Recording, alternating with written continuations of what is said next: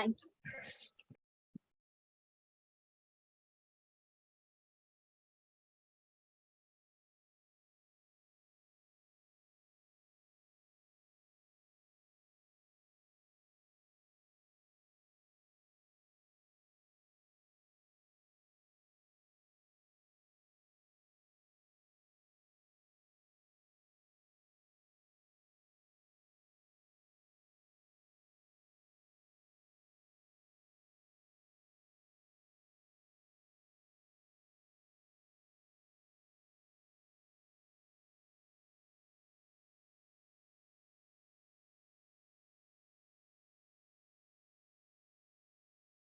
Good morning everyone, सुप्रभात everyone. मैं कमल जोशी आप सब लोगों का हार्दिक स्वागत करता हूं न्यूट्राइट लिव 360 फेज 3 डे 4 में। राइट, जैसे कि आप सब लोग जानते हैं 3 दिन हमने यहाँ पे नॉलेज सेशन में काफी सारा नॉलेज गेन किया है। डे 3 यानी कि यस्टरडे हमने एक बहुत ही इंटरेस्टिंग टॉपिक के बारे में जानकारी ली थी, the power of yoga and exercise for our gut health. Right, तो एक्सरसाइज कितना जरूरी है, कसरत करना कितना जरूरी है, योगासना यहाँ पे हमें किस तरीके से हेल्प कर सकते हैं हमारे गट को हेल्दी रखने में, उसके बारे में हमने बात की थी। और आज हम उससे ही ज्यादा इंटरेस्टिंग टॉपिक के बारे में बात करेंगे। तो आज का जो हमारा टॉपिक है डे 4 का, वो क्या है आप लिखना चाहो तो लिख सकते हैं। आज का जो हमारा टॉपिक है, power of prebiotic in our gut health. Right, so gut health में अगर हमें हेल्दी रखना है, क्योंकि हम गट रिसेट फेज में काम कर रहे हैं, तो उसमें प्रीबायोटिक का रोल क्या है। तो आज का जो टॉपिक है उसमें हम समझेंगे कि प्रीबायोटिक क्या है, और रिसेंटली हमने उसमें प्रोडक्ट भी लॉन्च किया है, तो ये जानकारी लेना और भी जरूरी बनता है। राइट, हमने बंडल में ये प्रोडक्ट परचेज भी किया है, तो हमारे लिए और भी ज्यादा जानना जरूरी है कि ये प्रीबायोटिक का रोल क्या है। फाइबर की जब भी हम बात करते हैं तो उसमें हमने सुना है काफी बार सोल्यूबल फाइबर, इनसोल्यूबल फाइबर, तो ये दोनों क्या है उसके बारे में भी आज हम जानकारी लेंगे। और भी काफी सारी इंटरेस्टिंग जानकारी आज हम यहाँ पे लेने वाले हैं। तो आप सब लोग तैयार हैं? राइट, आपको क्या करना है, पेन पेपर अपने पास रेडी रखना है, क्योंकि अब मैं जिनको वर्चुअल स्टेज पे बुलाने वाला हूँ, राइट, वो पीपीटी में आपको कभी भी कुछ नहीं बताएंगे, वो आपको बताएंगे डायरेक्ट इंस्टेंट। राइट, और देखिए उनके पास कहने के लिए बहुत कुछ है। अगर उनको सिर्फ हम बोलने के लिए बोलेंगे ना, तो वो विदाउट एनी टॉपिक आपके पास 2 घंटे 3 घंटे आराम से बोल सकते हैं। आप सिर्फ टॉपिक का नाम दीजिए, वो आराम से बोलते, तो बहुत नॉलेज है। तो वो क्या नॉलेज कब दे देंगे ना उनके पास से, वो आपको समझ नहीं आएगा। तो आपने लिखा हुआ होगा ना, तो आपके पास वो रेडी रहेगा। तो आप सब लोग तैयार है? मैं आप सब लोगों की जोरदार तालियों के साथ वर्चुअल स्टेज पे इनवाइट करना चाहता हूँ हमारे director of innovation and science, जिनका सब लोग बेसब्री से, खासतौर पर जो फेज 2 फेज 1 वाले हैं, उनको पता है कि यहाँ पे आज कुछ ना कुछ नया जानने को मिलने वाला है। तो मैं आप सब लोगों की तालियों के साथ बुलाना चाहूंगा डॉक्टर श्याम को। So over to you doctor Shyam. Thank you Kamal. Good morning सबको मेरी तरफ से, नमस्ते, हैप्पी ट्यूसडे टू एवरीवन। आज मैं बहुत खुशी से बात करूंगा क्योंकि मेरा one of my top scientist हैं आज आज आपको कुछ ज्ञान देने के लिए प्रीबायोटिक और प्रोबायोटिक के बारे में। उन्होंने ही ये जो प्रोडक्ट लॉन्च किया था, उन्होंने उनका बहुत सपोर्ट था, उन्होंने बहुत तरीके से सपोर्ट किया ये प्रोडक्ट के लिए। इसके लिए मैं बहुत खुश हूँ कि प्रीति यादव हमारे साथ है आपसे ये बात करने के लिए। प्रीति यादव एमए में ऑलमोस्ट 10 साल से 9 इयर्स है। She has been an amazing scientist engineer. बहुत इनक्रेडिबल क्रिएटिविटी है इसके लिए I am very excited for her to be here. लेकिन बिफोर प्रीति कम्स हियर, मैं आपसे जस्ट 2 मिनट लूंगा, सिर्फ क्योंकि आज मैं आपके साथ डिस्कस करूंगा 5 वजह से क्यों हमारे गट इतना क्रिटिकल है हमारे हेल्थ के लिए। हम ये जो 10 दिन है हम क्यों बिताते हैं इस गट हेल्थ के लिए, गट रिसेट के लिए। जैसे उसका वजह है, तो मैं उसके पहले वजह है support nutrient absorption. Nutrient absorption को हेल्प करने के लिए। तो गट हमारे खाने को तोड़ने और न्यूट्रिएंट्स अब्जॉर्ब करने के लिए जिम्मेदार है, जो बॉडी के से फंक्शन करने के लिए जरूरी है। हेल्थी गट्स का मतलब है एफिशिएंट डाइजेशन और न्यूट्रिएंट्स के सही अब्जॉर्प्शन। अगर गट हेल्थ खराब है, हम सही से न्यूट्रिएंट्स नहीं एब्जॉर्ब कर पाते, जो न्यूट्रिशनल डेफिशिएंसी के कारण बन सकते हैं। ये वेट रेगुलेशन और ओवरऑल हेल्थ पर असर डालती है। सेकेंड रीजन है ब्रेन के साथ। रीसेंट रिसर्च, अभी कभी के रिसर्च बताते हैं कि गट और ब्रेन के बीच गहरा कनेक्शन है। उसे अब अभी हम गट ब्रेन एक्सिस कहते हैं। गट ब्रेन एक्सिस, हमारे गट माइक्रोबायोम वेरियस न्यूरोट्रांसमीटर्स है, न्यूरोपेप्टाइड्स है, वो हमारे गट प्रोड्यूस करते हैं।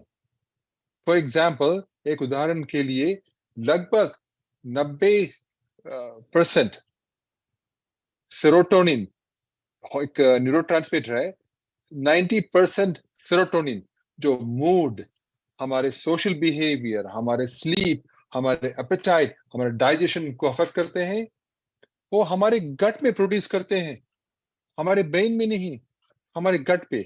सो गट माइक्रोबायोम में होने वाला डिसरप्शन को ब्रेन का बहुत असर पड़ता है।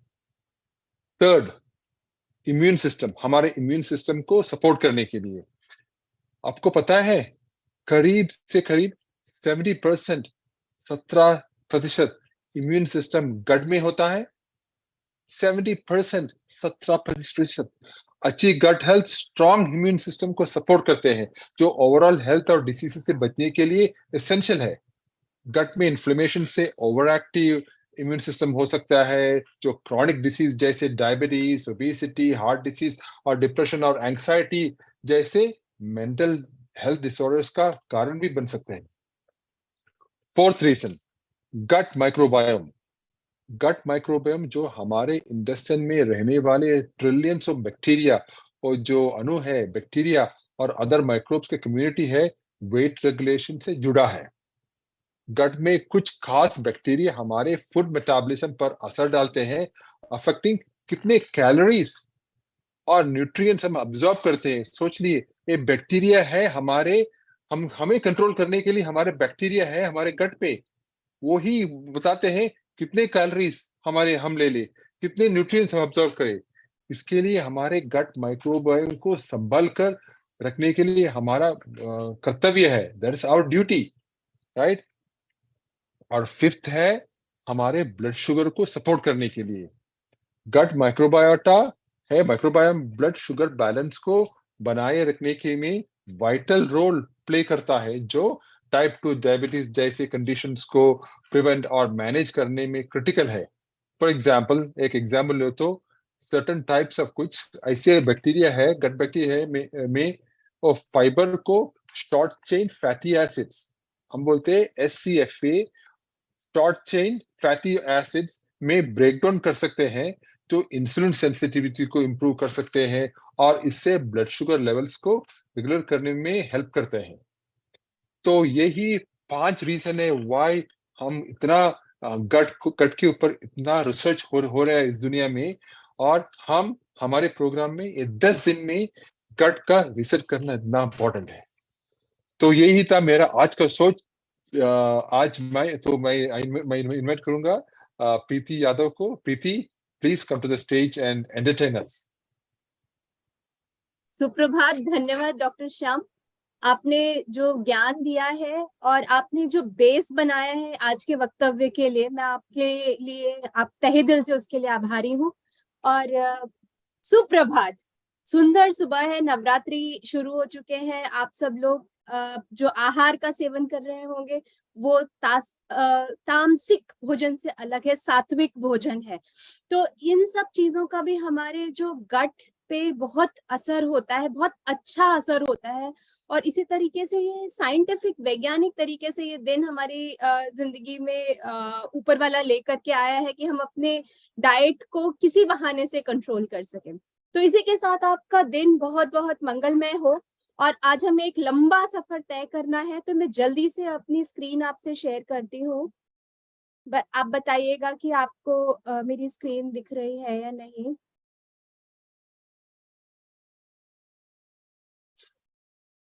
क्या आप देख पा रहे हैं? जी नहीं, अभी तक नहीं। एक मिनट।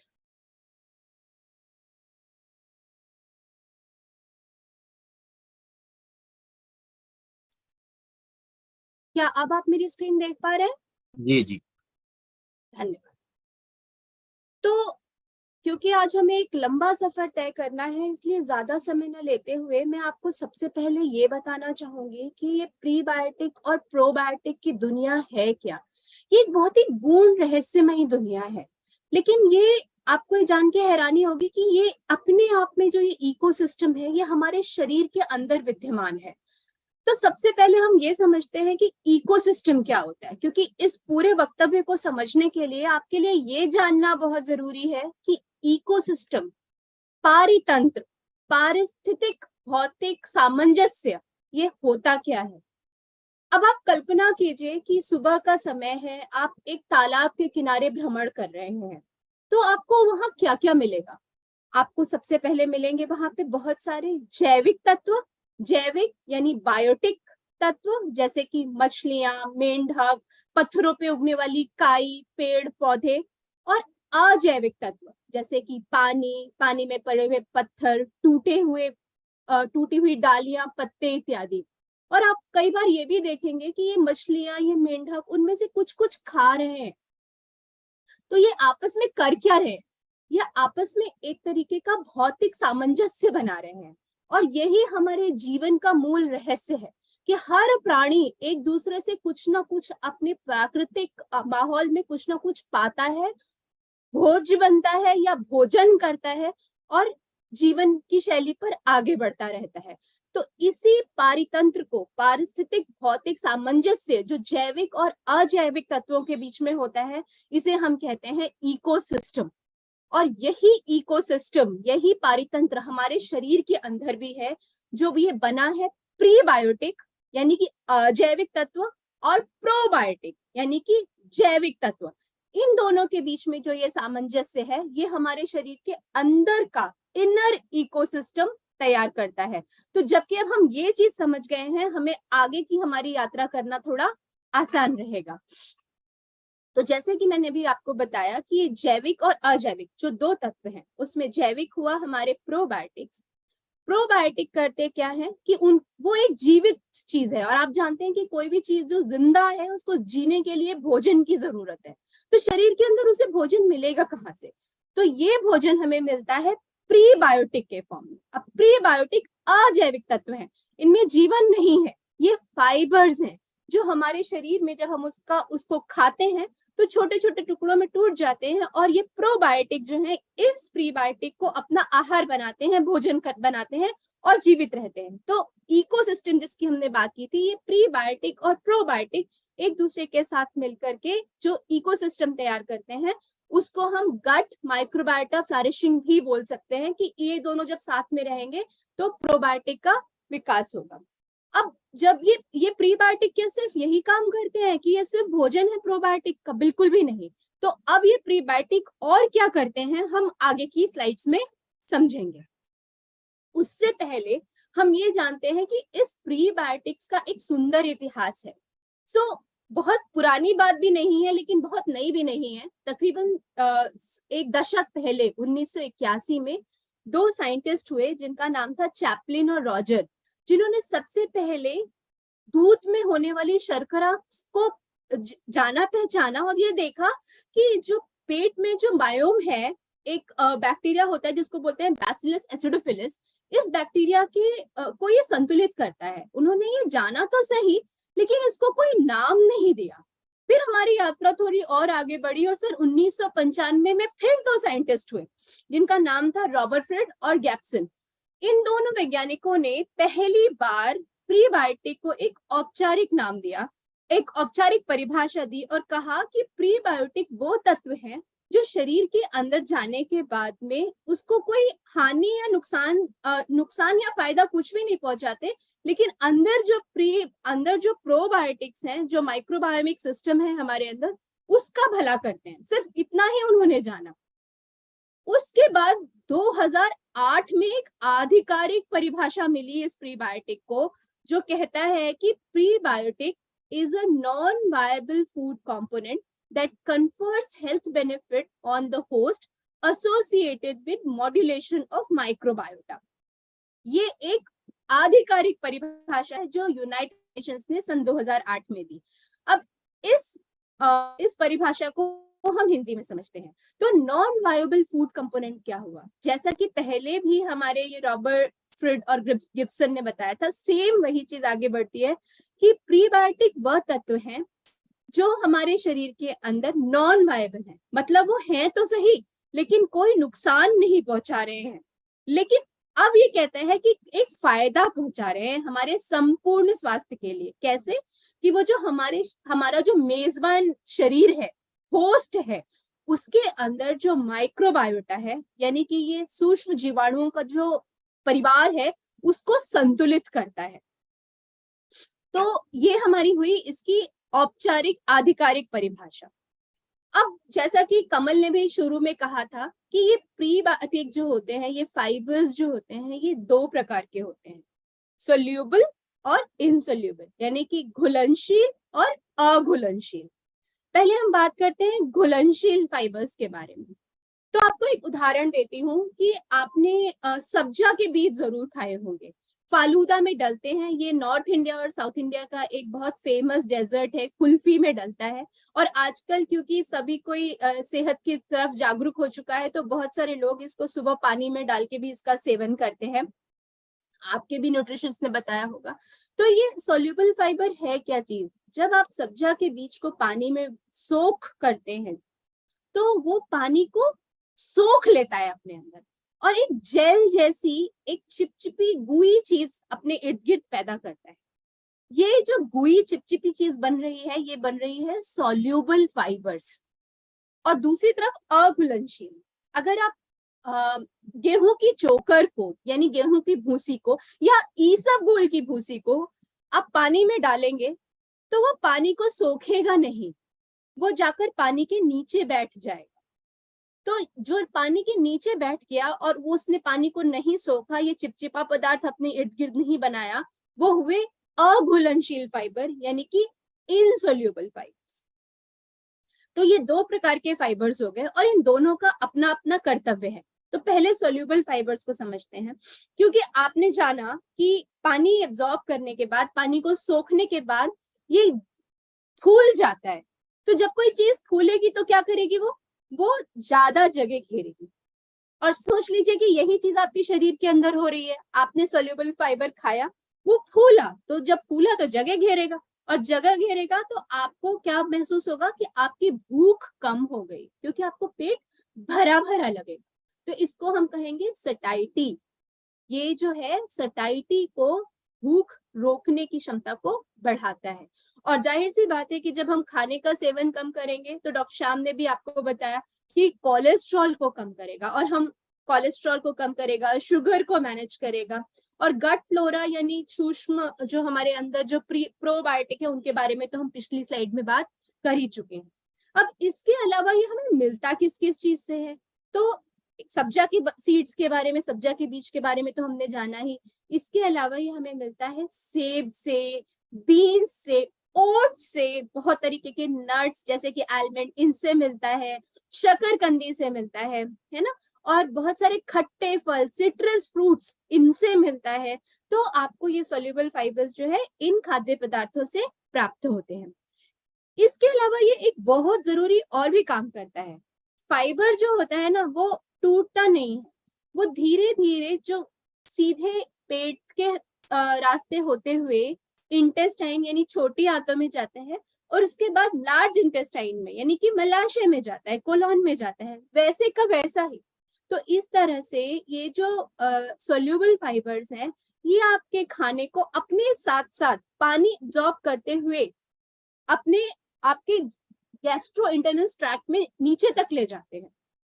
तो इस तरह से ये जो है खाने को मूव करने में भी मदद करता है। ये हो गए हमारे सोल्यूबल फाइबर्स के बेनिफिट। अब आते हैं इनसोल्यूबल अघुलनशील फाइबर्स के बारे में।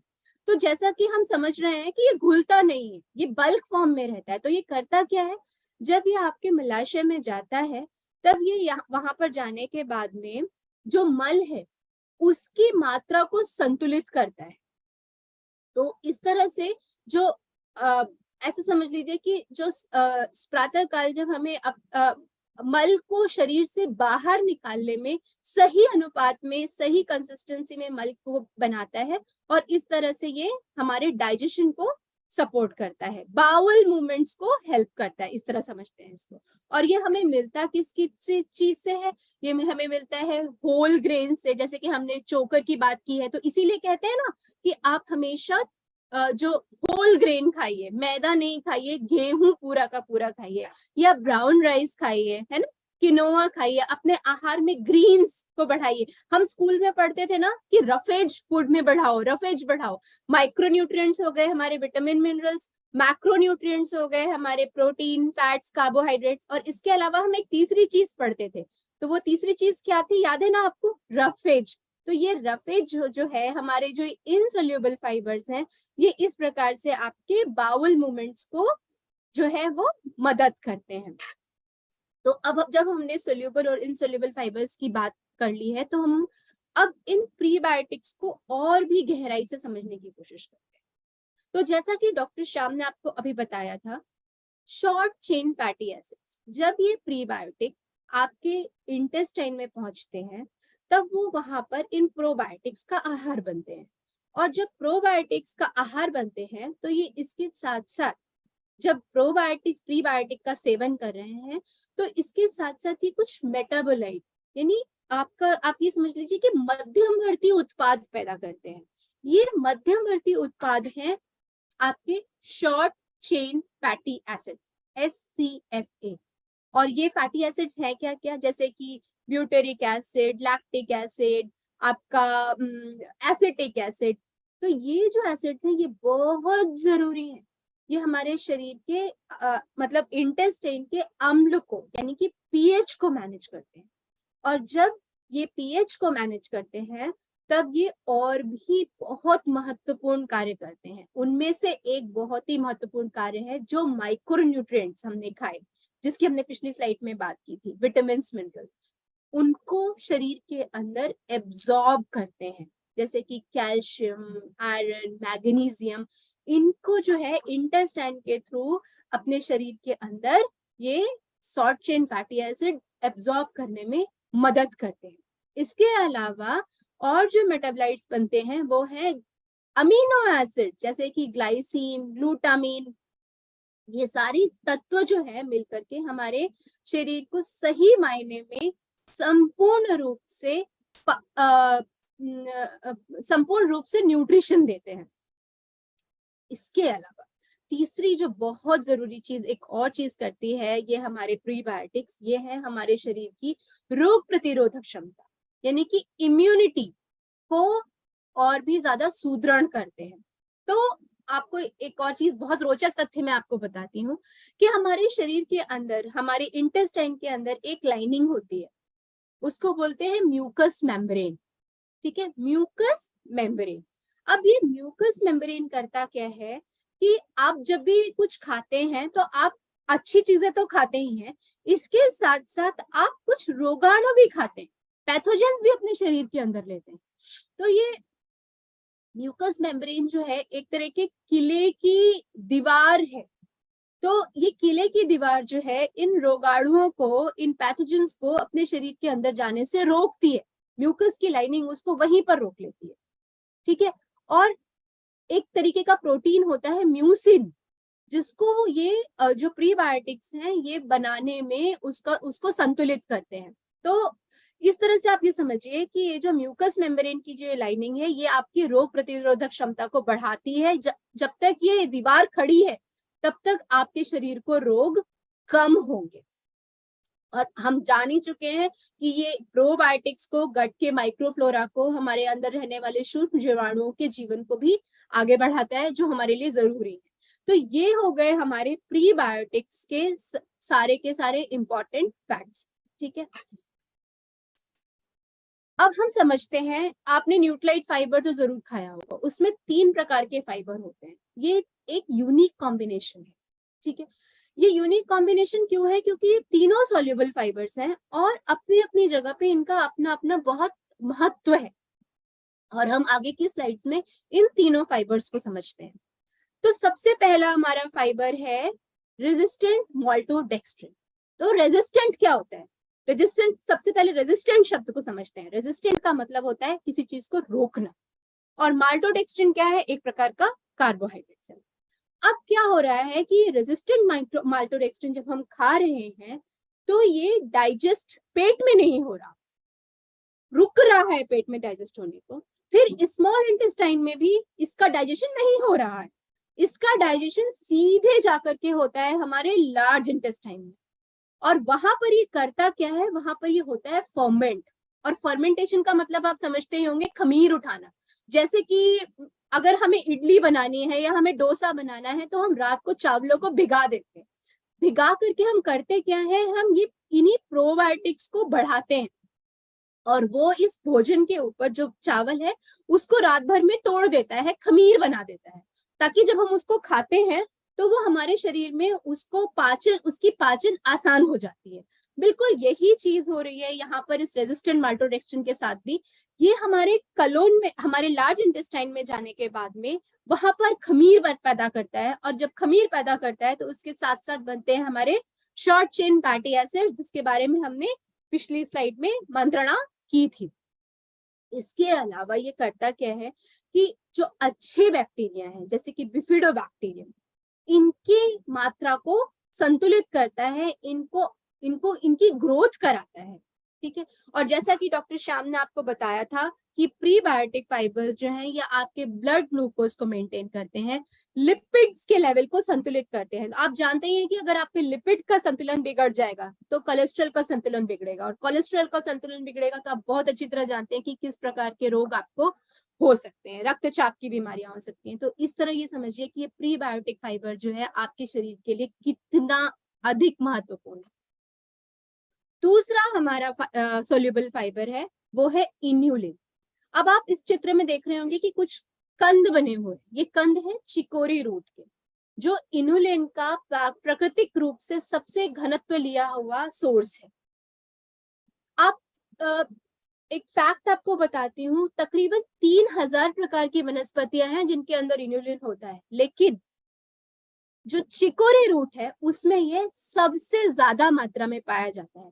100 ग्राम चिकोरी में आपको 43 ग्राम इन्यूलिन मिलता है, ये है उसका घनत्व। ठीक है। और ये चिकोरी, ये इन्यूलिन फाइबर जो है, ये वही जो हम अभी तक बात कर रहे हैं कि ये हमारे शरीर के अंदर अच्छे बैक्टीरिया जो कि बिफिडोबैक्टीरियम, लैक्टोबैसिलाई, इनकी ग्रोथ को कंट्रोल करता है, इनकी ग्रोथ को मॉड्यूलेट करता है, इसको सही मात्रा में आगे बढ़ाता है, ग्रोथ कराता है। और शरीर में जो न्यूट्रिएंट्स हैं जो हम पहले बात कर रहे थे कि कैल्शियम, मिनरल्स, इनको एब्जॉर्ब कराता है, शॉर्ट चेन फैटी एसिड्स बनाता है, और जो सटाइटी है यानी कि भूख रोकने की क्षमता, उसको तो ठीक करता ही करता है, साथ में ग्लूकोज और लिपिड के लेवल्स को भी रेगुलेट करता है। और तीसरा जो हमारा मुख्य इंसोल्यूबल अघुलनशील फाइबर है वो है हमारा गुआर गम। गुआर आप ग्वार फली के नाम से भी जानते हैं, मध्य प्रदेश में इसे चतर फली कहते हैं। ये हमारे सब्जी मंडी में बड़ी आसानी से मिल जाता है, लेकिन आप जानते हैं कि एक बड़ी कमाल की फली है। इसके जो बीज होते हैं, बीज में जो एंडोस्पर्म होता है, जहाँ से कि बीज अंकुरित होता है, वो एंडोस्पर्म जो है एक तरीके का गम है, और वो भी एक तरीके का सॉल्यूबल फाइबर है। बहुत बहुत हमारे लिए ये फायदेमंद सब्जी है। लेकिन ये गुआर गम जो है ना, इसकी अपने आप में जो विस्कोसिटी है, जो घनत्व है, ये बहुत ज्यादा होती है, जो कई बार हमारे शरीर को उसको डाइजेस्ट करने में, उसको पचाने में मुश्किल हो सकती है। तो इसको हम करते क्या है? इसको हम करते हैं हाइड्रोलाइज। हाइड्रो यानी पानी, लाइज मतलब तोड़ना। तो पानी की शक्ति से इस गुआर गम को तोड़ दिया जाता है, हाइड्रोलाइज कर दिया जाता है, जिससे ये और छोटे छोटे टुकड़ों में कन्वर्ट हो जाता है, और फिर ये हमारे शरीर में ज्यादा अच्छी तरीके से एब्जॉर्ब हो सकता है, ज्यादा अच्छी तरीके से मेटाबोलाइज हो सकता है, और हमारे शरीर को और ये जेंटल हो जाता है हमारे पेट में जाकर के। और जैसे एक इसके साथ में और भी बहुत रोचक तथ्य ये है कि एक तरीके का बैक्टीरिया होता है म्यूकोलाइटिक बैक्टीरिया। हमने पहले स्लाइड में देखा था कि म्यूकस मेम्ब्रेन की महत्ता क्या है। इस म्यूकस मेम्ब्रेन को तोड़ने के लिए ये होता है बैक्टीरिया, म्यूकोलाइटिक बैक्टीरिया, जो अच्छा नहीं है। लेकिन गुआर गम क्या करता है, इस म्यूकस मेम्ब्रेन को प्रोटेक्ट करने के लिए इस म्यूकोलाइटिक बैक्टीरिया से जो है, जो इंटरनल लाइनिंग है जो म्यूकस की, उसको और मजबूत करता है। म्यूसिन नाम के प्रोटीन को संतुलित करता है ताकि इस म्यूकोलाइटिक बैक्टीरिया का असर जो है शरीर पे कम हो। इसके अलावा इम्प्रूव बाउल रेगुलरिटी, यानी कि जो मल की मात्रा है उसको कम या ज्यादा उस करने में मदद करता है। एक एक तथ्य मैं आपको बताती हूँ कि हमारे मलाशय में जो मल होता है वो खुश्क रूप में होता है, उसमें पानी की मात्रा कम होती है। तो ये गुआर करता क्या है कि ये पानी को शरीर से सोखता है और मल की मात्रा को बढ़ाता है। अब इसी को उल्टी तरह से समझ लेते हैं। अगर हमारा मल गीला है, ढीला है, पानी की मात्रा उसमें ज्यादा है, दस्त जैसी परिस्थितियां पैदा हो रही हैं, तो ये जो फाइबर है ये उस पानी को मल से सोख लेता है। तो समझिए कि ये ना दस्त होने देता है ना कब्ज होने देता है। इस तरीके से ये दोनों को बैलेंस करता है और ब्लड ग्लूकोज और लिपिड्स को तो संतुलित करता ही है। तो इस प्रकार से ये सारे फाइबर्स मिलकर के क्या क्या करते हैं, जो कि डॉक्टर श्याम ने हमें शुरू में ही बताए थे 5 तत्व। हमारे बाउल मूवमेंट को कंट्रोल करते हैं, ब्लड ग्लूकोज लिपिड लेवल को कंट्रोल करते हैं, भूख को कंट्रोल करते हैं, खाने के पाचन में मदद करते हैं, और जो प्रोबायोटिक्स हैं उनका भोजन तो ये है ही। तो ये यहाँ पर हम प्रीबायोटिक्स को बहुत अच्छी तरह समझ गए होंगे। हमने भोजन को तो समझ लिया, लेकिन अब इसको खा कौन रहा है, प्रोबायोटिक्स, हम उनको भी समझते हैं। तो ये अब हम प्रोबायोटिक्स की दुनिया में प्रवेश कर रहे हैं, जो बहुत ही गूढ़ है, बहुत ही जटिल है, लेकिन हमारे शरीर के लिए बहुत जरूरी है। इस प्रोबायोटिक्स को भी हम साधारण रूप से ऐसे समझते हैं कि एक व्यस्त भाग दौड़ की जिंदगी में जीने वाले लोग, एक बहुत बड़ा शहर जिसमें बहुत तरीके के लोग रह रहे हैं, लेकिन इस बड़े शहर में आपको जरूरत है शांति की, हार्मनी की। तो ये जो कर्म योगी हैं इस बड़े शहर में शांति स्थापित करने के लिए, हार्मनी स्थापित करने के लिए, ये कर्म योगी हैं हमारे प्रोबायोटिक्स। अब ये प्रोबायोटिक्स जो है ये हमारे जीवन में तब से है जब से हमने इस संसार को देखा भी नहीं है। हम इन प्रोबायोटिक्स को पाते हैं अपने माँ के गर्भ से। माँ के शरीर के अंदर जिस भी प्रकार का प्रोबायोटिक एटमॉस्फेयर है, चाहे वो उसके गट में हो, योनि में हो या उसके मुंह में हो, इन तीनों चीजों से हमारे शरीर के प्रोबायोटिक एटमॉस्फेयर का पैदा होने से पहले ही निर्माण होता है। अब माँ ने क्या, जैसे बड़े बुजुर्ग कह गए ना, और साइंस भी अब कहती है कि शिशु वैसा ही बनता है, उसका स्वास्थ्य वैसा ही होता है जिसका माँ सेवन करती है। तो ये जो तथ्य है यहाँ पर बिल्कुल सही सटीक रूप से जो है इम्पोर्टेंट है। अब शिशु जब पैदा होता है तो वो किस तरह से पैदा हो रहा है, प्राकृतिक रूप से पैदा हो रहा है या सिजेरियन शल्य चिकित्सा से पैदा हो रहा है, ये भी बहुत मायने रखता है। जब वो प्राकृतिक रूप से पैदा होता है तब माँ का जो ये माइक्रोबायोम सिस्टम है ये उसको ज्यादा मिलता है, लेकिन जब वो शल्य रूप से सी सेक्शन से होता है तब वो इसको उतना नहीं पा पाता है। जो बच्चे प्री मैच्योर होते हैं, समय से पहले हो जाते हैं, उनको भी पूरी तरह से ये माँ का माइक्रोबायोटा नहीं मिल पाता है। अब जब बच्चा पैदा हो गया है, इन्फेंट है, शिशु है, तो वो क्या खा रहा है, किस प्रकार के परिवार में उसका पालन पोषण हो रहा है, उसका भोजन क्या है, उसने माँ का कितना स्तनपान किया है, ये बहुत जरूरी है कि माँ का स्तनपान बच्चा जितना अधिक समय तक करता है, उसका गट माइक्रोबायोम, उसके शरीर के अंदर के प्रोबायोटिक्स जो है वो उतना ज्यादा संतुलित रूप में रहते हैं। और उसके बाद आता है हमारा बाल्यकाल, और ये बाल्यकाल में जो हमारा प्रोबायोटिक सिस्टम है वो काफी हद तक मैच्योर हो चुका होता है, जो एडल्ट रूप तक जाते जाते भी सही रहता है। अब जो ये यूनिक फाइबर्स हैं ये हमारे माफ कीजिएगा, जो प्रोबायोटिक हैं ये सबसे पहले हमें 1915 में मिले थे दूध में। जो दूध स्पॉइल होता है उससे। लेकिन आप डरिए मत, क्योंकि ये अच्छे प्रोबायोटिक्स हैं। तो ये आपके, इसमें भी 2 प्रकार के होते हैं, वेजिटेटिव और स्पोर फॉर्मर्स। तो वेजिटेटिव को आप ऐसे समझ लीजिए कि वो जो किसी भी एनवायरनमेंट में जीवित नहीं रह पाते, उनको एक सही एनवायरनमेंट चाहिए होता है। और स्पोर फॉर्मर्स वो होते हैं जो हाई टेम्परेचर, हाई पीएच को टॉलरेट कर लेते हैं। तो इसीलिए स्पोर फॉर्मर्स जो हैं वो हमारे शरीर के अंदर ज्यादा समय तक जीवित रह पाते हैं। और यूएस एफडीए ने भी इसको बिल्कुल सही तरीके से जनरली रिकॉग्नाइज्ड एज सेफ की उपाधि दी है।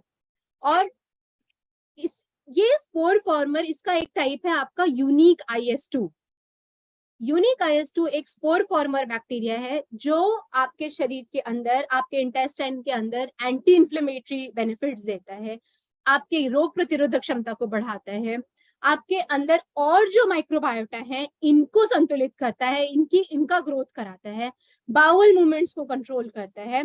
इसके अलावा कार्बोहाइड्रेट्स और प्रोटीन को डाइजेस्ट करने में भी, उनका पाचन करने में भी मदद करता है, डाइजेशन को बढ़ाता है और इम्यूनिटी को बढ़ाता है। तो ये है आपके यूनिक IS2 के 6 मुख्य गुण। अब जबकि हमने प्रीबायोटिक और प्रोबायोटिक्स को इतनी अच्छी तरह से समझ लिया है, तो हम चलते हैं आज के आखिरी पड़ाव पर, वो है अपनी गतिविधि पर। तो आप अपने लिए एक सुंदर सा भोजन, एक सुंदर सी रेसिपी रिसर्च कीजिए जिसमें बहुत सारा प्रीबायोटिक हो और हमारे साथ शेयर कीजिए। इसके साथ में विराम देती हूँ। आपका दिन मंगलमय हो। धन्यवाद। Thank you very much Preeti ji for this wonderful information. आपने बहुत बढ़िया जानकारी दी आज हमें प्रीबायोटिक के बारे में, प्रोबायोटिक के बारे में। आई एम श्योर, मुझे पता है कि सभी हमारे जो डिस्ट्रीब्यूटर है उनको बहुत ही अच्छी जानकारी मिली होगी, क्योंकि काफी सारा जो विस्तृत जानकारी है फाइबर के बारे में आज मिला कि इन्युलिन का काम क्या है, हाइड्रोलाइज का मतलब क्या है, राइट। गुआरगम हमें पता था, लेकिन ये हाइड्रोलाइज गुआरगम क्या है उसके बारे में आज हमें डिटेल में जानकारी मिली। इन्युलिन के बारे में आपने बताया कि भाई चिकोरी रूट, 3000 अलग अलग प्लांट्स के बारे में अगर हमने जानकारी ली तो उसमें सबसे ज्यादा घनत्व चिकोरी रूट में पाया गया है। तो ये जानकारी भी आज हमें मिली। आज हमने समझा सोल्यूबल फाइबर का रोल क्या है हमारे शरीर के अंदर, घुलनशील और अघुलनशील यानी कि इनसॉल्युबल फाइबर का हमारे शरीर के अंदर क्या रोल है। तो जब हम किसी कस्टमर को, किसी व्यक्ति को फाइबर प्रोडक्ट रेकमेंड करते हैं, सजेस्ट करते हैं, तो आज हमें पता चला कि वो उनके शरीर के अंदर जाके वहां पे क्या काम करे, right. So thank you very much. I am sure आप सब लोगों ने ये जानकारी ले ली होगी, नोट डाउन कर लिया होगा, और इसका हम सबसे पहले हमारे लिए उपयोग करेंगे और फिर हमारे जान पहचान वाले सभी लोगों तक ये सही जानकारी पहुंचाएंगे। सो एक बार जोरदार तालियां हो जाए प्रीति जी के लिए। और यहाँ पे एक्टिविटी ऑफ द डे आपके सामने है, तो आप सब लोगों को रेसिपी जरूर शेयर करनी है। हमारे सारे हेल्थ बडी आपके साथ है, राइट। सो अब हम आगे बढ़ते हैं सेशन के अगले पड़ाव की ओर। यहाँ पे हम एक्सरसाइज करने वाले हैं, और आप सबको पता है कि एक्सरसाइज के लिए आप सब लोगों को रेडी रहना है। एवरीडे एक्सरसाइज करेंगे तो यहाँ पे आपका स्ट्रेंथ बढ़ता रहेगा, और उसके लिए आपको सिर्फ एक ही चीज करना है, एवरीडे बेसिस पे इसको कंटिन्यू करना है। तो धीरे धीरे आप देखिए यहाँ पे आपकी स्ट्रेंथ बढ़ती जाएगी और आपके बॉडी में, आपको, आपके शरीर के अंदर आपको बदलाव आप महसूस कर पाएंगे, राइट। तो आप सब लोगों की जोरदार तालियों के साथ में वर्चुअल स्टेज पे इन्वाइट करना चाहता हूँ मीनल पाठक जी को, जो हमें यहाँ पे एक्सरसाइज करवाएंगे। So over to you Meenal जी।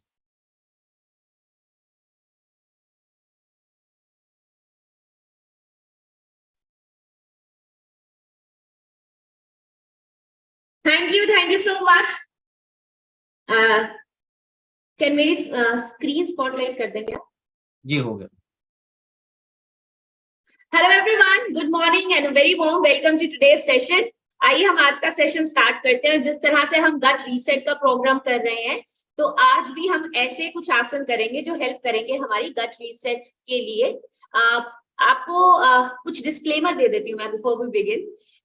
जैसे हमने फर्स्ट, सेकंड, थर्ड डे में थोड़े बिगनर पोजेस किए जिसमें बहुत ही सिंपल पोजेस थे, हम उन्हीं पोजेस को बेस बना के थोड़ा आगे करेंगे, थोड़ी वेरिएशंस ऐड करेंगे। लेकिन अगर आपको किसी भी पोज से ऐसा लगता है कि ब्रिंग्स लॉट ऑफ प्रेशर, आपकी किसी मूवमेंट से आपके घुटनों पे या आपके किसी भी जॉइंट पे बहुत प्रेशर आ रहा है, वैसे हम ऐसा कोई मूवमेंट नहीं करेंगे, बट स्टिल बिकॉज हर किसी की बॉडी डिफरेंट होती है, तो आप प्लीज इन सभी आसन को एक कंफर्टेबल रेंज में ही रख के कीजिए। हम धीरे धीरे उन सभी आसनों को, उन सभी जितनी भी आपकी बॉडी की एंड्योरेंस है उन आसन को करने को, हम धीरे धीरे उसको बढ़ाएंगे। तो आइए स्टार्ट करते हैं हम अपने वार्म अप पोजेस से। आप सभी मैट पे आ जाइए, और अगर मैट पे आप बैठने में आपको मुश्किल होती है तो कुछ प्रिपरेटरी पोजेस, कुछ वार्म अप पोजेस आप चेयर्स पे भी कर सकते हैं, और उसके बाद धीरे धीरे आप मैट पे शिफ्ट कर सकते हैं जब आपको ऐसा लगे कि आप कंफर्टेबल हो गए हैं। और आप सारी के सारे आसन, आप सारी की सारी मूवमेंट्स को एक स्माइल के साथ कर सकते हैं। यस, योग करना, वर्कआउट्स करना, ये कोई बहुत सीरियस बात नहीं होती है। दिस इज एक्चुअली आप अपनी बॉडी को एक सबसे प्यारा गिफ्ट दे रहे हैं। तो प्लीज इन सभी चीजों को खुश होके, हंस के, स्माइल के साथ कीजिए। हम वार्म अप के साथ स्टार्ट करते हैं। अपनी नाभि को अच्छे से स्क्वीज करके अपनी स्पाइन को सपोर्ट करेंगे, मतलब नाभि के आसपास के जितने भी मसल्स हैं उनको एंगेज कर देंगे। ऐसे ही आपकी गट के आसपास की सारी जितनी भी आपके मसल्स हैं उनका इनिशिएशन स्टार्ट हो जाता है। कोर को अच्छे से एंगेज करेंगे। सिंपल 1, 2 या 3 बार लंबी गहरी सांस भरेंगे।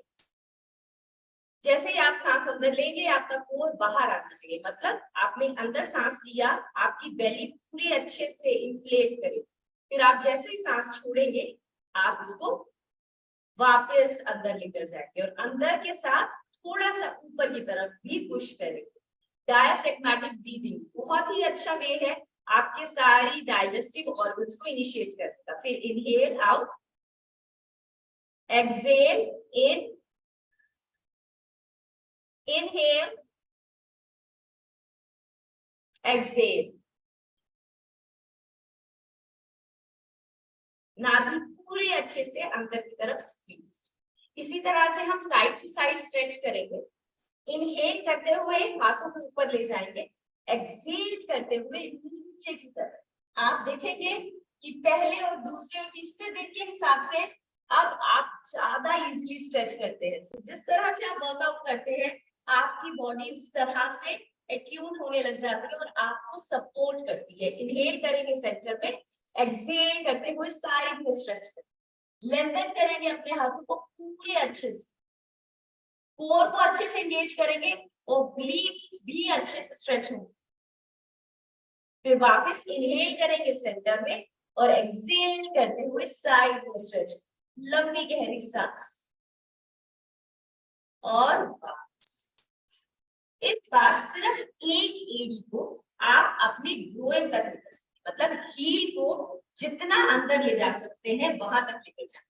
इससे हम रूट चक्र को भी इनिशिएट करेंगे और कोर और ऑब्लिक्स को भी। आपने देखा होगा बहुत बड़े संत, महात्मा या जितने भी डिस्कोर्सेज होते हैं वो जहां बैठते हैं वो हमेशा अपनी एड़ी को अपने रूट चक्र पे लगाकर सीधा बैठ के फिर बात करते हैं। इससे क्या होता है, इससे आपकी कॉन्सेंट्रेशन इंप्रूव होती है। आप अपने रूट चक्र को इनिशिएट करते हैं तो आपकी जो फीलिंग्स है उनका साइकिल बनता है, मतलब आप अच्छी बातें, पॉजिटिव ऑरा अपने अंदर ले सकते हैं, और आप नेगेटिव ऑरा जिस तरह से आप जमीन पे बैठे हैं, आपके सिट्स बोन्स, आपका रूट चक्र, मूलाधार चक्र रेगुलेटेड है, वो आप रिलीज भी करें।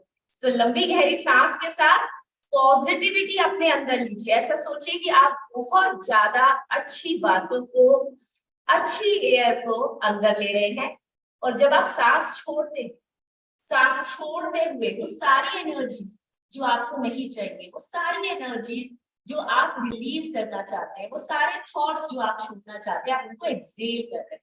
अगर आप पंजे को नहीं पकड़ पा रहे हैं तो आप कहीं से भी पकड़ लीजिए, शिन को पकड़ लीजिए, घुटने को पकड़ लीजिए, लेकिन अगर आप पकड़ पा रहे हैं तो कोशिश करिए कि जहां तक भी आप जाके पूरा स्ट्रेच कर सकते हैं वहां तक स्ट्रेच कीजिए। और अगर ये कंफर्टेबली हो रहा है तो अपने ऊपर वाले हाथ से आप अंगूठे को पकड़िए ऐसे,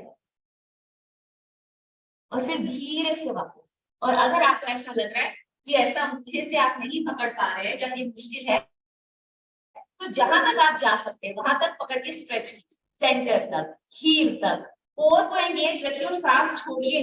तो जितनी नीचे जाएंगे उतनी बार लंबा गहरा एक्सहेल, लंबी गहरी सांस इनहेल, सांस छोड़ते हुए नीचे, सांस भरते हुए स्पाइन को लेंथन करेंगे, सांस छोड़ते हुए फिर नीचे, सांस भरते हुए स्पाइन को लेंथन करेंगे, सांस छोड़ते हुए फिर नीचे, और इसी तरह से दूसरी साइड को हील को अपने ग्रोइंग तक पूरे अच्छे से करें। अगर किसी को घुटने में पेन है और आपको ऐसा लग रहा है कि इस तरह से प्रेस करने से आपके नी में कुछ इन्फ्लेमेशन हो रहा है, इट्स परफेक्टली फाइन। आप अपने पाँव को हल्का सा खोल भी सकते हैं। आइडिया इज कि हम थोड़ा सा फ्रंट में भी बेंड करेंगे, हम थोड़ा सा साइड में भी स्ट्रेच। सो कोर इनिशिएटेड रखिए, हील आप जहां तक ला सकते हैं वहां तक। आइडिया इज जब आप लंबी गहरी सांस लेंगे, आप अपनी स्पाइन को पूरा लेंथ करेंगे, सांस छोड़ते हुए अच्छे से साइड पे स्ट्रेच। देखिए कहां तक जा सकते हैं, पूरी लेंथ के साथ। आगे भी नहीं आना है, पीछे भी नहीं आना है, साइड पे स्ट्रेच। होल्ड करेंगे 1, फिर लंबी गहरी सांस, फिर नीचे जाएंगे, थोड़ा सा सेंटर पे ले आइए, होल्ड करेंगे 2, लंबी गहरी सांस, फिर सांस छोड़ते और नीचे जाएंगे, हील पे स्ट्रेच करेंगे 3, फिर वापस दोनों पंजों को जोड़ के स्ट्रेच करेंगे अगेन, बटरफ्लाई और तितली आसन। आपकी रीढ़ की हड्डी को आप सीधा रखेंगे, कोर को एंगेज रखेंगे और हिंज अगर आप करेंगे तो हिप से हिंज करेंगे। मतलब अगर किसी भी मूवमेंट में हम आगे जाएंगे तो शोल्डर्स की मदद से नहीं, हिप से हिंज करते रह जाए। लंबी गहरी सांस, लंबी गहरी सांस अंदर, लंबी गहरी सांस बाहर। देखिए तितली आसन एक बहुत ही आसान आसन है, बट ये बहुत इफेक्टिव है। जैसे मैंने बताया कि आपके लिम्फ नोड्स को इनिशिएट करता है, तो आपकी पूरे बॉडी में लिम्फेटिक फ्लूइड्स का फ्लो इनिशिएट करता है। तो आप दिन में जितनी बार खाली हैं और आपके पास 5 मिनट का भी समय है, तो धरती पे बैठ जाइए, कुछ ऐसे आसन जो बहुत बेसिक, जैसे तितली आसन, इस तरह से बैठ के थोड़ी देर तितली आसन कीजिए। जैसे हमने अर्धवत्सेन आसन आज करते हैं, पूरा करेंगे, वक्रासन से आगे भी चलेंगे। तो अर्धवत्सेन आसन की पोज में बैठिए। सिंपल आसन है, आपकी रीढ़ की हड्डी को सीधा रखता है, आपका blood flow, spine, lymphatic flow, इन सभी चीजों को रेगुलेट करता है। और इसके लिए आपको कुछ अलग से टाइम निकालने की जरूरत नहीं। दिन में 3-4 बार अपनी रीढ़ की हड्डी को सीधा कीजिए, सीधा बैठिए और देखिएगा आपकी इस तरह से करने पे आपकी विचारधारा पे भी फर्क। आप एक सकारात्मक पॉजिटिव सोच के व्यक्ति बनते हैं, क्योंकि इस तरह से आप अपने चक्रास को भी अलाइन करते हैं। सो रूट चक्रा से लेकर आपके सारे चक्रास ऊपर तक, सैक्रल चक्रा तक, पूरा का पूरा सब अलाइन हो जाए। And relax. थोड़ा सा दूर करेंगे, मतलब 1 फीट का डिस्टेंस रखेंगे ग्रोइन में और अपनी हील्स। लंबी गहरी सांस ऊपर, सांस छोड़ते हुए हिप से हिंज करते हुए आप। वो सभी लोग जिनको फॉरवर्ड बेंडिंग में प्रॉब्लम है, धीरे से करेंगे इस पोज को, बहुत आगे पुश नहीं करेंगे, बट जहां तक भी जाएंगे इनिशिएट करेंगे हिंजिंग को हिप्स, यहां तक रुक जाइए। It's perfectly fine. अगर वो कर सकते हैं, वो थोड़ा सा आगे जाएंगे, हाथों को एक के ऊपर एक रख के देखिए आप कहां तक जा सकते हैं, लेकिन ऐसे नहीं आएगी, गोलाई के साथ नहीं, हिंजिंग के साथ। लोअर लंबर स्पाइन से हिंज करें, स्ट्रेच करेंगे और फिर वापस दंड आसन में सीधा बैठेंगे, लेग्स को हल्का सा हिलाएं, स्ट्रेच करेंगे। लंबी गहरी सांस के साथ अपने पंजों को अंदर खींचेगा और सांस छोड़ते हुए पंजे बाहर, हाथों के साथ भी ऐसे। लंबी गहरी सांस के साथ हथेलियों को और पंजों को अंदर खींचे और रिलैक्स करते हुए बाहर। फिर लंबी गहरी सांस के साथ हाथ की हथेलियां पूरी ऐसे यहां से पूरी अच्छे से अंदर खींचिए, पंजे पूरे अच्छे से तने हुए, फिर वापस, फिर अंदर और फिर वापस। आज हम फॉरवर्ड फोल्ड नहीं कर रहे हैं, धीरे धीरे इनिशिएट करेंगे, तो इसलिए मैंने सिर्फ तितली आसन के साथ आपको थोड़ा हिंजिंग के लिए सिखाया। लंबी गहरी सांस भरते हुए पहले सिर्फ अपने एक घुटने को बेंड करके पूरे चेस्ट के अंदर लेकर आएंगे और साइड में स्विच। ऐसा फील कीजिए कि आप साइड में ही गए, पूरा अपनी लोअर लंबर स्पाइन से ट्विस्ट करें। कंफर्टेबल, इस हाथ को पूरा साइड में ले जाएंगे, अगेन स्क्वीज करते हुए पुश करेंगे। कहां पर? अपने पूरे थाइस को अपने डाइजेस्टिव सिस्टम के अंदर पुश। अगर ये कंफर्टेबल है तो इसको होल्ड भी कर सकते हैं अपने ऑपोजिट नी। स्ट्रेच करेंगे और पीछे की तरफ देखेंगे, मतलब ये जो शोल्डर है ना, इस शोल्डर के ऊपर पीछे की तरफ स्ट्रेच। इतना सिंपल है बट इतना अमेजिंग है, ये आपके पूरे के पूरे डाइजेस्टिव फायर को इग्नाइट कर देगी। अपने नाभि के आसपास, मणिपुरा चक्र के आसपास अपनी सारी कंसंट्रेशन ले जाए। वो जो माइंड है उसका मसल का कनेक्शन बना, माइंड मसल कनेक्शन, जिस एरिया के लिए हम ये आसन कर रहे हैं उस एरिया पे अपनी कंसंट्रेशन, और फिर वापस इसी तरह से दूसरी तरफ आप करेंगे, ट्विस्ट करेंगे, स्क्वीज करेंगे। सो शोल्डर से ट्विस्ट नहीं आएगा, ट्विस्ट आएगा आपकी लोअर लंबर स्पाइन से। इस तरह लोअर लंबर स्पाइन से ट्विस्ट करेंगे तो कोशिश करेंगे कि आपकी पूरी बॉडी इस तरह से ट्विस्ट, मतलब आप दूसरी वॉल के बिल्कुल पैरेलल, हाथ आपका पीछे, आप अपने शोल्डर के ऊपर से पीछे और अच्छे से टाइट करेंगे। और उसके बाद जिस तरह से आप अपने हाथ से कंफर्टेबल है, सिर्फ नी को प्रेस करके या फिर ऑपोजिट नी को, जहां पर आप कंफर्टेबल है वहां पर निकालें, होल्ड।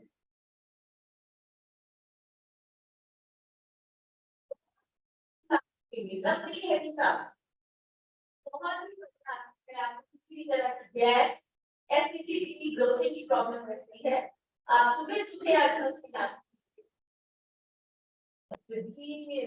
रिलैक्स। अब हम फोल्ड भी करेंगे। इसके लिए आप जो आपकी एडी है उसको फोल्ड करके उसके ऊपर बैठेंगे, हम एडी के ऊपर बैठेंगे। तो आपको साइड से दिखा, ये हील है मेरा, मैं इस हील को अपने मूलधारा चक्र के नीचे इस तरह से सीधा बैठेंगे, आपका दूसरा पांव उसके ऊपर से जाए। सो ये पोज है जिसमें आप हर दिन थोड़ा टाइम बैठ सकते, मतलब आप अपने मूलधारा चक्र को इनिशिएट कर रहे हैं, उसके ऊपर बैठ स्क्वीज करेंगे, कोर को एंगेज करेंगे सीधा कर। अगर आपको ऐसा लगता है कि ऐसे बैठने से आप गिर सकते हैं तो किसी सपोर्ट के साथ भी बैठ सकते हैं। बहुत बढ़िया।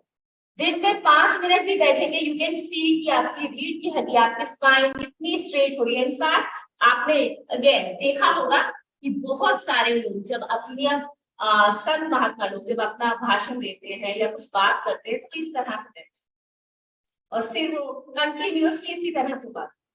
देखिए आपकी रीढ़ की हड्डी एकदम सीधी है, आपका ब्लड फ्लो आपके पूरे डाइजेस्टिव सिस्टम में है और आप कंटिन्यूअसली ऐसे बैठ सकते हैं। तो दिन में 4-5, जिस तरह से हमने यहाँ पर स्क्वीज किया था उसी तरह से हील को डिप करते हुए, बट वो सभी लोग जो नहीं कर पा रहे, एब्सोल्युटली ओके कि आपको जहां तक आप ले जा सकते हैं वहां तक ले जाइए और सिर्फ ऐसे होल्ड। अगेन सेम तरीके से स्क्वीज करेंगे, इसको पूरा का पूरा अंदर होल्ड करेंगे, साइड पे चेस्ट को पूरा खोलेंगे पीछे की तरफ, बिल्कुल वैसे जैसे अभी हमने पोज किया, सिर्फ हमने लेग्स की पोजीशन को चेंज किया। मतलब जो ट्विस्ट है वो कोर से आएगा, चेस्ट साइड पे खुलेगी, पैरेलल साइड वॉल पे पूरा स्पाइन को। अगर आप कंफर्टेबल हैं किसी हाथ को नीचे ले जाएंगे और पंजे जहां पर भी आप पकड़ सकते हैं वहां पकड़ के फिर पीछे की तरफ लंबी है सांस, अंदर बाहर, अंदर बाहर। देखिए आप अपने पूरा का पूरा जो आपका एंडोक्राइन सिस्टम है आपने उसको कैसे स्ट्रेच किया है। जैसे आप कपड़े को ऐसे निचोड़ देते ऐसे आपने पूरा डिटॉक्स किया। इसी तरह से दूसरी साइड करेंगे। हील को देखिए आप कहां तक ले जा सकते हैं, एब्सोल्युटली ओके अगर आप हील को अंदर पुश नहीं कर सकते हैं, जहां तक अगर यहाँ तक भी हील जा रहा है उसके बाद भी आप क्रॉस करके अपनी पूरी थाइस को अपने सिस्टम के अंदर डाल सकते, होल्ड कीजिए स्क्वीज कीजिए, चेस्ट को साइड में स्ट्रेच कीजिए, अपनी एल्बो से पुश कीजिए अंदर और फिर पीछे की तरफ स्ट्रेच कीजिए ओवर द शोल्डर।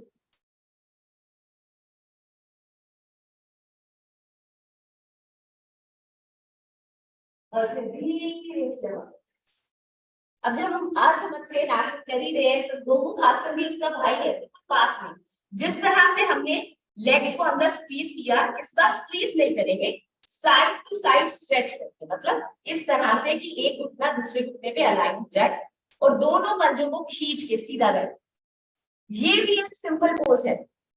दिन में थोड़ा टाइम आप गोमुखासन वाली लेग्स में, we also call it eagle legs, एक के ऊपर एक ऐसे क्रॉस करके भी सीधा बैठ। टीवी देख रहे हैं, कुछ मीटिंग चल रही है जिसको आपको बैठ के सुनना है, तो थोड़ी, बिकॉज आजकल बहुत सारे लोग वर्क फ्रॉम होम कर रहे हैं, तो थोड़ा टाइम जमीन पे भी बैठिए, अपनी स्पाइन को, अपने सिस्टम को रेगुलेट, सीधा बैठिए इस तरह से। इसी में हम हैंड्स का भी मूव करते हैं। सेम, अपने एक हाथ को ऊपर लेकर जाएंगे, पीछे से दूसरे हाथ से पकड़ के खींच दो। अगर आपको ऐसा लगता है, मैं दो इसकी एनिमेशन दिखाती हूं, अगर आपको ऐसा लगता है कि आपके हाथ इस तरह से नहीं पकड़ पाएंगे तो आप इसी दुपट्टे या चुन्नी के साथ इसकी हेल्प से, सो आइडियली तो आप पहले ऊपर से पकड़ करें, नीचे वाले हाथ से स्क्वीज करके स्ट्रेच।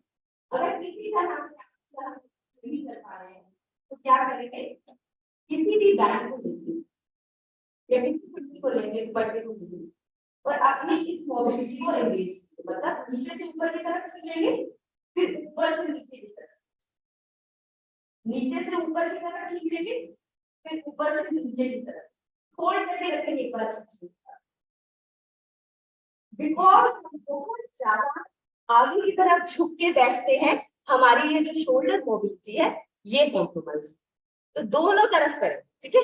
इसी तरह से हम दूसरे पांव को अंदर की तरफ लेकर आएंगे। अच्छा, ये हमने किया, हम दूसरे पांव को अंदर की तरफ लेकर आएंगे, स्क्वीज करेंगे ऊपर की तरफ, दोनों घुटनों को एक के ऊपर लेकर आके कोशिश करेंगे, सीधा बैठेंगे, स्क्वीज करेंगे, फिर धीरे से दूसरे हाथ को ऊपर, निचले हाथ को पुश करते हुए। अगर अभी आप सभी के पास दुपट्टे नहीं है, प्लीज अपने आसन से मत उठिए, अपनी टी शर्ट्स को ऊपर नीचे खींच लीजिए, पुल कीजिए अपनी टी शर्ट्स को ऊपर नीचे, जिससे आप हाथ ना भी पकड़ पा रहे हो तो आप किसी चीज को पकड़ के ऊपर नीचे पुल कर लीजिए, मतलब सिंपल टी शर्ट। ये जो आपकी टी शर्ट है, इस तरह से टी शर्ट को ऊपर नीचे पकड़िए और पुल कर लीजिए, सिंपल, ठीक है। बहुत बढ़िया। आइए वज्रासन के आसन, अपना राइट बिग टो को लेफ्ट बिग टो के ऊपर रखेंगे, स्क्वीज करेंगे कोर को, एंगेज करेंगे, लंबी गहरी सांस अंदर ऊपर की तरफ, सांस छोड़ते हुए स्क्वीज अंदर, इनहेल,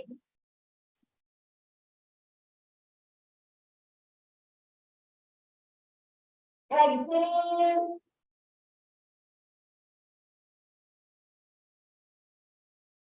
inhale,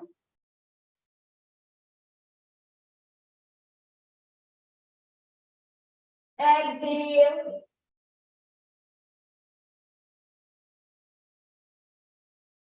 inhale,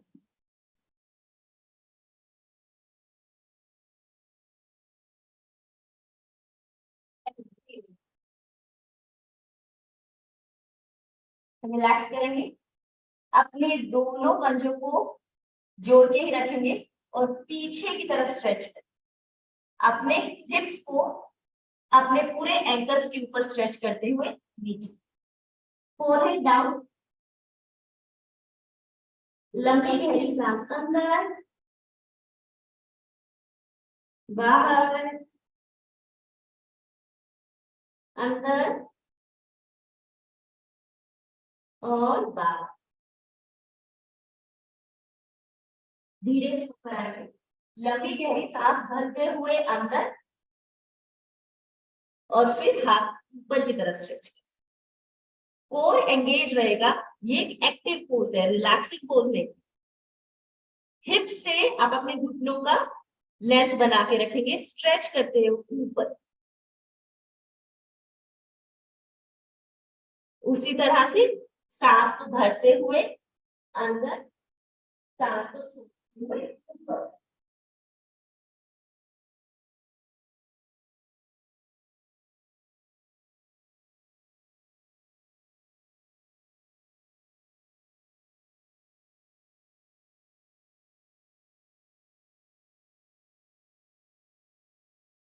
धीरे से मैट पे आ जाएंगे। भुजंगासन में हाथों को स्क्वीज करेंगे, साथ में एल्बो को स्क्वीज करेंगे, सांस को भरते हुए ऊपर,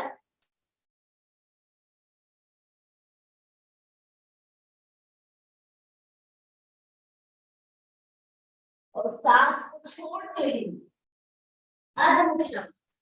डाउनवर्ड डॉग। पूरा स्ट्रेच करेंगे अंदर की तरफ, लैंडिंग करेंगे आपके पंजों को, काफ मसल्स पे, हैमस्ट्रिंग्स में अच्छे से स्ट्रेच को फील करें। नाभि को अंदर की तरफ लेकर जाएंगे, शोल्डर्स को सीधा रखेंगे, कानों की तरफ स्क्वीज नहीं करेंगे।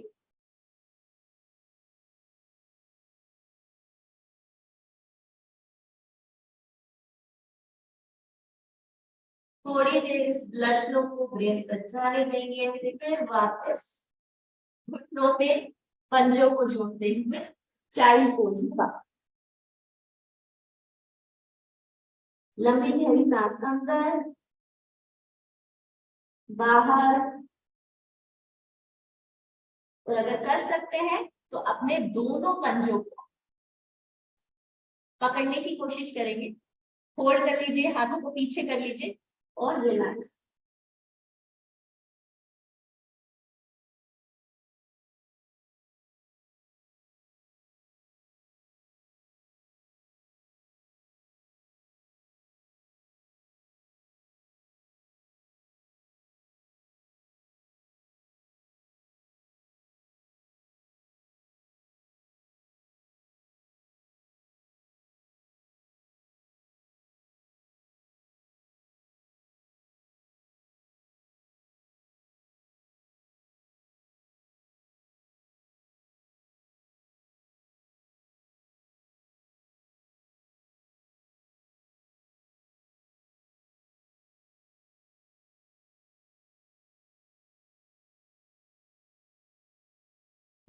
वापस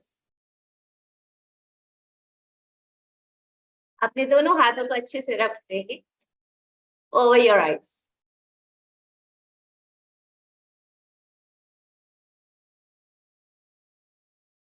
thank you so much everyone for joining in. I see you soon, take care, और अपना दिन बहुत बढ़िया से खुश होके इतनी सारी अच्छी सी एनर्जी के साथ निकालिएगा। Have a happy Monday.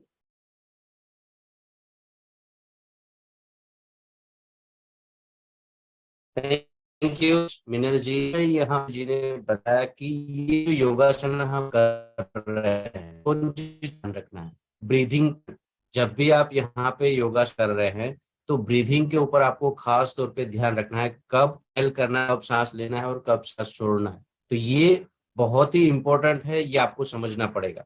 दूसरा यहाँ पे जरूरी है पोस्चर। सही पोस्चर आप रखोगे तो यहाँ पे बहुत सारे बेनिफिट मिलेंगे, लेकिन अगर पोस्चर गलत हुआ तो मे भी उसकी वजह से नुकसान भी हो सकता है। तो आपका पोस्चर एकदम सही होगा, धीरे धीरे ये पोस्चर इंप्रूव होगा। देखिए पहले ही दिन में पॉसिबल नहीं है कि सीधा मुड़ जाओगे और पैर पूरे हाथ जो है पूरे पैरों को टच हो पाएंगे, राइट। सो धीरे धीरे आप आगे बढ़ते जाओगे, धीरे धीरे बॉडी फ्लेक्सिबल होगा, आपका शरीर फ्लेक्सिबल होगा और धीरे धीरे आप सारे पोस्चर ठीक से कर पाएंगे। तो इसके लिए हमें क्या करना पड़ेगा, हर रोज हमें इसकी प्रैक्टिस करनी पड़ेगी, तभी जाके हम सही पोस्चर डेवलप कर पाएंगे। क्योंकि हम देख रहे हैं फेज 2 में भी काफी सारे लोग हैं जो भी उनकी स्ट्रेंथ इतनी बढ़ चुकी है, वो एकदम सही पोस्चर कर रहे हैं। क्यों? क्योंकि पिछले 80 दिनों से वो सही पोस्चर और एवरीडे हर रोज वो प्रैक्टिस कर रहे हैं, तब जाके उनका ये पोस्चर ठीक हुआ है। तो मैं भी आप लोगों से रिक्वेस्ट करूंगा कि आप एवरीडे हर रोज ये एक्सरसाइज करते रहें, प्रैक्टिस करते रहे, तो आपको भी ये ब्रीदिंग पैटर्न सही हो जाएगा और आपका भी जो ये है पोस्चर जो है वो ठीक हो जाएगा। और एक बार फिर से हम समझ लेते हैं आज हमने क्या सीखा, आज हमने क्या समझा। आज हमने समझा प्रीबायोटिक क्या है, प्रोबायोटिक क्या है।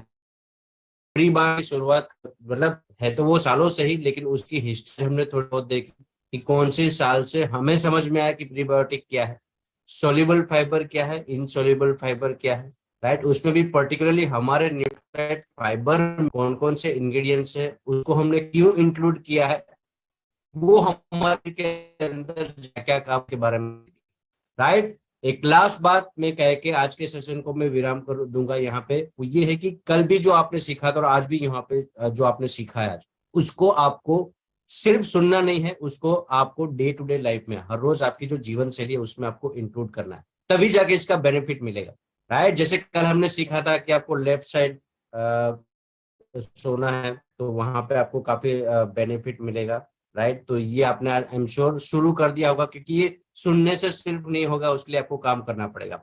अगर आप बैठे हैं तो खड़े हो जाइए, खड़े हैं तो चलना शुरू कीजिए, चलना है तो थोड़ा स्पीड में चलना शुरू कीजिए, स्पीड में चल रहे हैं तो जॉगिंग करना शुरू कीजिए। जितनी एक्सरसाइज करेंगे उतना ज्यादा बेनिफिट मिलेगा। तो उसके लिए हमें क्या करना पड़ेगा, कल आज और इससे पहले जितने भी सेशन हुए, हर रोज एक एक बात हम सीखते जाएंगे, और ना सिर्फ सीखेंगे बल्कि उसको इम्प्लीमेंट भी करेंगे, उसको हमारी हर रोज की जीवन शैली में उसको ऐड करेंगे, तभी जाके हमें उसका बेनिफिट मिलेगा, right. So thank you very much, आप सब लोगों का बहुत बहुत धन्यवाद। ये सारे जो सेशन आज हमने अटेंड किया है वो 8:30 से आप वापस देख पाएंगे, राइट, हमारे लिंक पे।